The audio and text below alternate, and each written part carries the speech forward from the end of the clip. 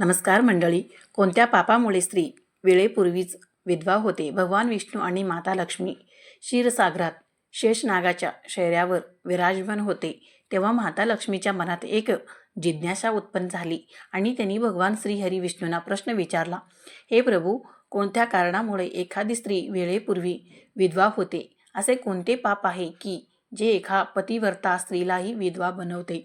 स्त्री विधवा होण्याची संकेत आधीच मिळतात का? आणि स्त्रियाच्या शरीरातील कोणता असा अवयव आहे ज्यावरून हे कळते की ती स्त्री विधवा होईल की नाही? या प्रकारचे प्रश्न विचारल्यावर भगवान विष्णू म्हणाले, हे प्रिये, तू अत्यंत योग्य प्रश्न विचारला आहेस. हे सत्य आहे की काही स्त्रियांच्या नशिबात लवकर विधवा लिहिलेले असते, जरी ती पतिव्रता असली तरीही. परंतु एका पापामुळेच स्त्री विधवा होते आणि स्त्रीच्या शरीरातील एक अवयव तिच्या विधवेपणाचे संकेत देतो. भगवान विष्णू म्हणाले, हे देवी, तुला हे परमगुप्त सत्य सांगण्यापूर्वी मी तुला एक कथा सांगतो, ते ऐक. या कथामध्ये तुला तुझ्या सर्व प्रश्नांची उत्तरे मिळतील, म्हणून तू ही कथा लक्षपूर्वक ऐक. मित्रांनो, भगवान विष्णूंनी माता लक्ष्मीला एक अत्यंत सुंदर कथा सांगितली आहे. या कथेद्वारे भगवानांनी संपूर्ण मानवजातीच्या कल्याणासाठी अनेक महत्त्वाचे उपदेश दिले आहे, म्हणून तुम्ही ही कथा पूर्ण ऐकली पाहिजे. ही कथा अर्धवट ऐकणे पाप मानली जाते. तर चला सुरुवात करूया. मित्रांनो, एकदा मध्य देशात एक अत्यंत श्रीमंत सेठ राहत होता. त्याला एक पुत्र आणि 3 कन्या होत्या. त्याच्या तिन्ही मुलीचे विवाह चांगल्या आणि श्रीमंती घराण्यात झाले होते. परंतु सेठच्या एका कन्येला दुर्दैवाचा सामना करावा लागला. तिचा विवाह झाल्यानंतर काही वर्षातच ती विधवा झाली आणि अत्यंत दुःखद जीवनात जगू लागली. त्या विधवा स्त्री नाव सुकन्या होते. सुकन्या अत्यंत सुंदर, गुणवान आणि पतिव्रता स्त्री होती, पण तिच्या नशिबात जे अशुभ लिहिले होते तेच तिच्या आयुष्यात घडले. सुकन्याच्या पतीने विवाहाच्या वेळी फक्त सुकन्याचे सौंदर्य आणि तिच्या वडिलांची संपत्ती पाहिली होती. त्यामुळे त्यांनी लवकरच शरीराचे त्याग केला. लहानपणापासूनच सुकन्याच्या शरीरावर तिच्या विधवापणाचे लक्षण दिसत होते, पण कोणीही त्याच्याकडे लक्ष दिले नाही. मागील जन्मातील कर्मामुळे तिला या जन्मातच विधवा व्हावे लागेल. भगवान विष्णू म्हणाले, हे देवी माता, मी तुला सुकन्याच्या पूर्वजन्माची कथा सांगते. तू ते लक्षपूर्वक ऐक. सुकन्याचा पूर्वजन्म एका ब्राह्मणाच्या घरात झाला होता. तिचे नाव कलावती होते.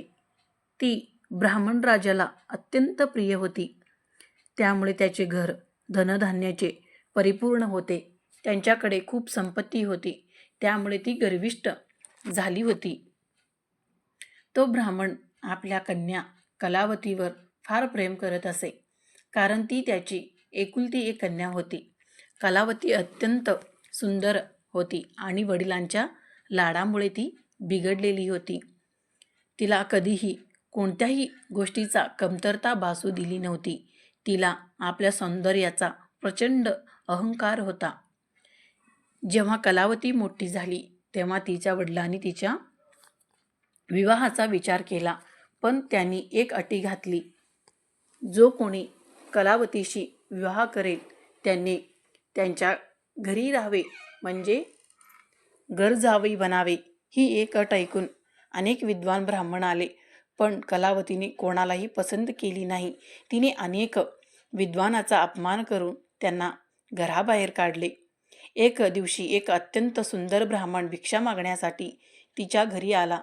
त्याला पाहताच कलावती त्याच्यावर मोहित झाली आणि तिने वडिलांना सांगितले की तिला त्या भिक्षुक ब्राह्मणाशी विवाह करायचा आहे. वडिलांनीही संमती दिली आणि त्या ब्राह्मणीने होकार दिला.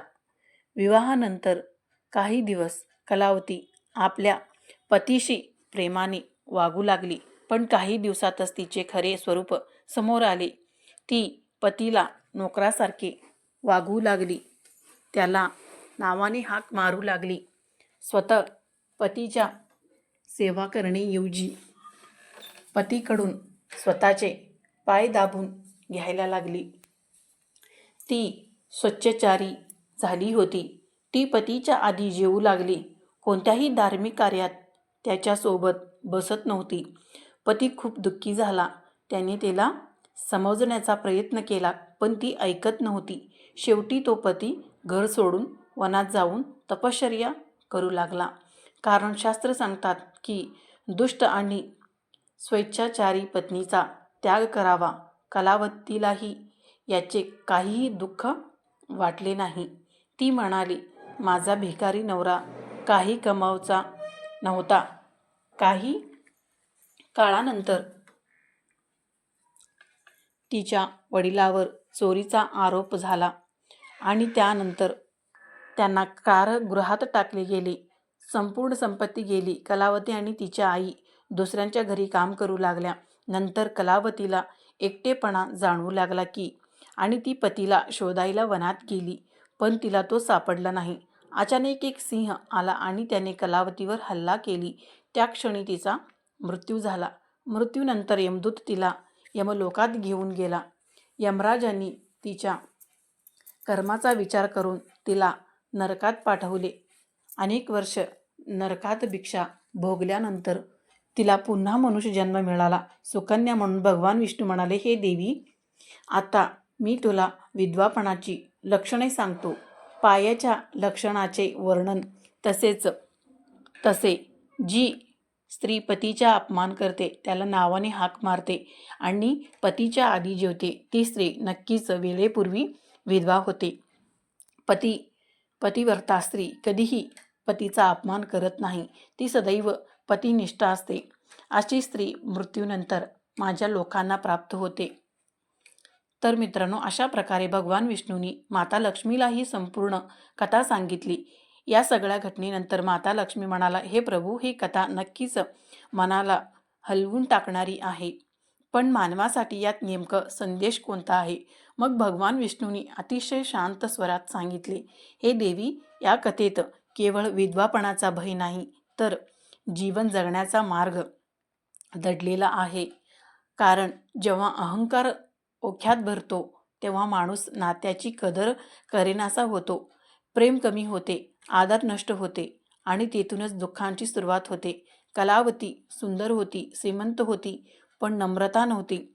पतीचा आदर नव्हता, धर्माची समज नव्हती. म्हणून नियतीने तिचा अहंकार मोडला आणि पुढच्या जन्मात तिला परिणाम भोगावे लागले. पण येथे एक मोठे सत्य विष्णूंनी सांगितलं की सर्व विधवा स्त्रिया पापी असतात असे अजिबात नाही. कित्येकदा जीवनाची परीक्षा असते, कधी नियतीचा लेख असतो. पण संदेश एवढाच आहे की नात्याचा अपमान करू नका. देवाने दिलेले संबंध हे कर्मावर आधारित असतात आणि त्याचा सन्मान करणे हेच धर्म आहे. पुढे विष्णूंनी सांगितले, हे देवी, स्त्री असो की पुरुष, दोघांनाही कर्तव्य विसरू नये. केवळ पत्नीनेच पतीचा सन्मान करावा असे नाही, पतीनेही पत्नीकडे प्रेमाने पाहावे, तसेच तिचा सन्मान करावा. कारण जिथे एकतर्फा आदर असेल तिथे सुख कधी पूर्ण होत नाही. ही कथा मानवी जीवनाला आरसा दाखवते की पैसा, सौंदर्य आणि अहंकार कायम टिकत नाही, पण संस्कार नेहमी साथ देतात. पण विष्णूंनी एक अजून गोष्ट सांगितली की जर मनात नम्रता असेल तर कर्म बदलता येते. प्रार्थना, करुणा आणि सद्वर्तन यामुळे नीतीही मऊ पडते. म्हणून देव कधी शिक्षा देत नाही, तर मार्ग दाखवतो. ही कथा लक्ष्मीने अतिशय भक्तिभावाने ऐकली आणि ती म्हणाली, प्रभू, आज मला समजले की खरी शक्ती ही नम्रतेत आहे, प्रेम आणि आदरात आहे. आणि ही कथा मानव जातीपर्यंत पोचली जाते पाहिजे, जेणेकरून लोक नात्याचे महत्त्व समजतील आणि अहंकार टाळतील. म्हणून मित्रांनो, या कथेतून आपल्याला हा संदेश मिळतो की कोणालाही कमी लेखू नका. पती पत्नीचे नाते हे केवळ संस्कारावर आधारलेले नसून समजुतीवर, प्रेमावर आणि परस्पर आदरावर चालते. कर्माचा हिशोब कधीच चुकत नाही. म्हणून चांगले कर्म करा, नम्र राहा, नाती जपा आणि देवावर श्रद्धा ठेवा. जीवन आपोआप सुंदर होईल. आणि हेच भगवान विष्णूंनी या कथेद्वारे मानवजातीला सांगितले आहे. भगवान विष्णूंनी पुढे लक्ष्मी देवीला सांगितले, हे देवी, लोक नेहमी बाहेर घडणाऱ्या घटनांना नियती मानतात, पण खऱ्या अर्थाने नियती आपल्या विचारांनी, आपल्या वागणुकीने आणि आपल्या कर्मांनीच तयार होते. कलावतीने आपल्या अहंकाराने स्वतःचे घर नष्ट केले. पतीचा अपमान करून तिने स्वतःवर दुःखाचे बी पेरले आणि त्या बियाला वेळ आल्यावर फळ मिळते. पण या कथेत अजून एक मोठे रहस्य आहे, जे कमी लोकांना माहीत असते. सुकन्याचे जीवन दुःखात गेले, पण ती पूर्ण आयुष्य दुःखी राहिली नाही. कारण दुःखानंतर तिचे जीवनाचा खरा अर्थ समजून घेतला. पतीच्या मृत्यूनंतर ती भगवानाच्या भक्तीत रमली. तिने गरिबांची सेवा केली, आईवडिलांची सेवा केली, दुःखी लोकांना आधार दिला आणि मनातील सगळा अभिमान सोडला. तेव्हा देवतांनाही तिच्यावर कृपा केली आणि तिचे पुढील जन्माचे कठीण कर्म हलके झाले. म्हणजेच देव सांगू इच्छितात की भूतकाळातील चुका असल्या तरी त्या पश्चातापाने आणि सकारात्मकपणे कमी होऊ शकतात. जीवन हे शिक्षा नाही तर शिकवण आहे.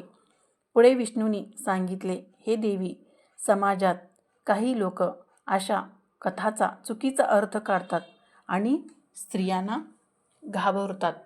पण हे खरे सत्य आहे की देव कधी स्त्रीला शाप देत नाही, कारण स्त्री ही सृष्टीची जननी आहे, संस्कारामुळे मूळ आहे.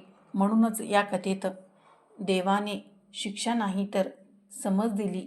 या कथेतून पुरुषासाठीही मोठा संदेश आहे, कारण पतीनेही पत्नीचा अपमान करू नये, तिला कमी मानू नये, कारण जिथे आधार नसतो तेथे देव कृपाही नसते. म्हणून दोघांनी धर्म, प्रेम आणि विश्वासाने जगायला हवे.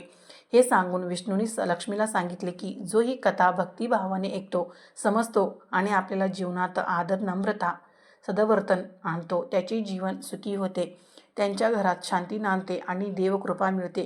लक्ष्मीने नम्रतेने मस्तक झुकवले आणि म्हणाली, प्रभू, आज केवळ एका स्त्रीच्या जीवनाची कथा नव्हते, तर संपूर्ण मानव जातीचा आयुष्याचा मार्ग आपण दाखवला आहे. हे जाणून मला खूप आनंद झाला. त्यामुळे मित्रांनो, या कथेतून आपल्याला शेवटचा मोठा धडा मिळतो की अहंकार कधी धरू नका, नाती जपा, देवावर श्रद्धा ठेवा आणि आपल्या कर्तव्यापासून कधीही दूर जाऊ नका. कारण कर्म कधी माफ करत नाही, पण देव नेहमी मार्ग दाखवतो. आणि या संदेशाने ही कथा पूर्ण होते. तर मित्रांनो, या कथेद्वारे तुम्हाला सांगितलेला संदेश कसा वाटला आम्हाला कमेंट करून नक्की सांगा. व्हिडिओ आवडला असेल तर व्हिडिओला एक लाईक नक्की करा आणि चॅनलवर नवीन असाल तर चॅनलला सबस्क्राईब करून आम्हाला प्रोत्साहित करा. धन्यवाद. श्री स्वामी समर्थ. जय जय स्वामी समर्थ.